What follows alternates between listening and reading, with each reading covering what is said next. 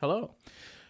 Quick video of how to practice potentially a little bit more effectively and how to kind of have maybe some more motivation practicing. The first thing is to find a metronome or a consistent source of timekeeping. I don't like this sound, so I'm going to change it. I can tolerate this sound a little bit more. I have the metronome set at 120 just because that's comfortable for me and a little bit challenging for some of the stuff that I'm going to do in the future. Next would be to obtain your instrument, making sure it's in tune as well.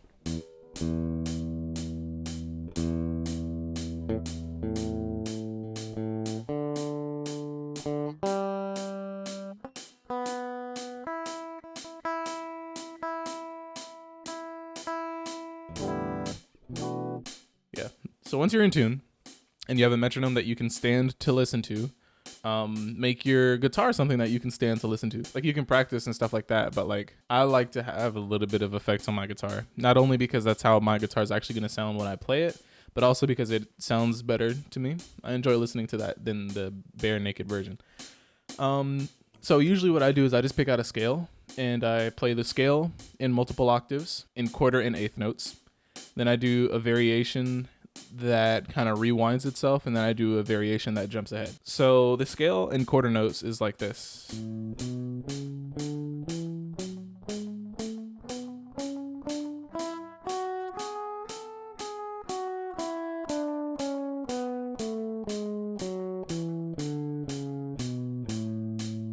And then in eighth notes,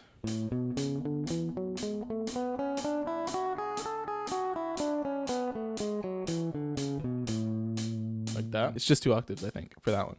But for the variations, the one that kind of rewinds itself starts like this. And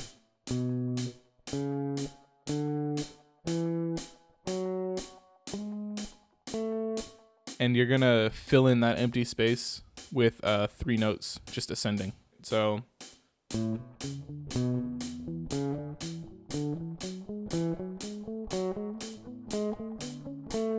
I tried to kind of give it a little bit dynamic so that you could hear that boom, boom, boom, but then also hear that boom, dum, dum, dum, boom, dum, dum, dum, boom, dum, dum, dum, so that you can kind of hear how that goes. That was for the sake of the example. Try to play it however you want, actually. You can play it dynamic like that if you want. I try to play it even.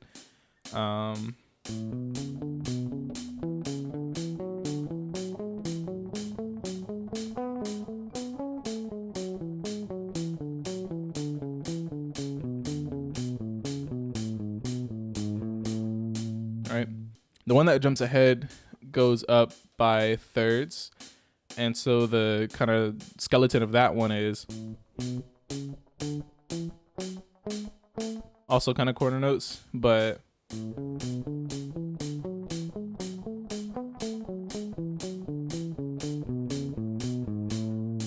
that's how that goes.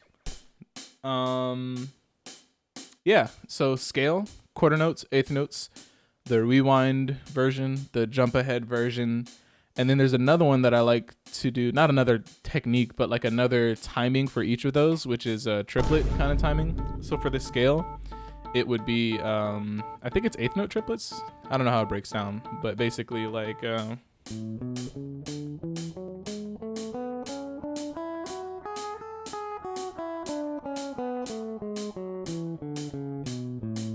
like that.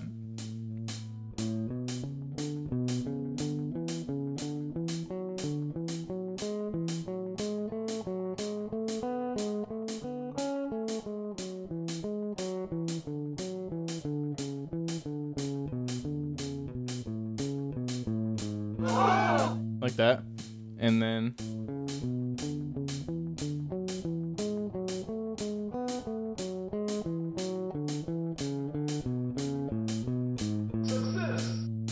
so that just kind of gets your brain working. It separates the idea of pitch, like where you are in the scale. It separates that from time in terms of your internal clock work so that you can kind of attack the muscle group a little bit more particularly, if that makes sense. The muscle group. You can attack that part of your brain a little bit more particularly. So that when you're playing runs and things like that, you're not so restricted as like, oh, I have to play the first note on the downbeat, or like I have to play the fifth note on a downbeat, you know, like kind of a thing. Like you can kind of start to get out of that early so that you don't develop that as a habit. Other than that, practicing chords, well, not even practicing chords, but just doing that all around the neck is a pretty good warm up. So like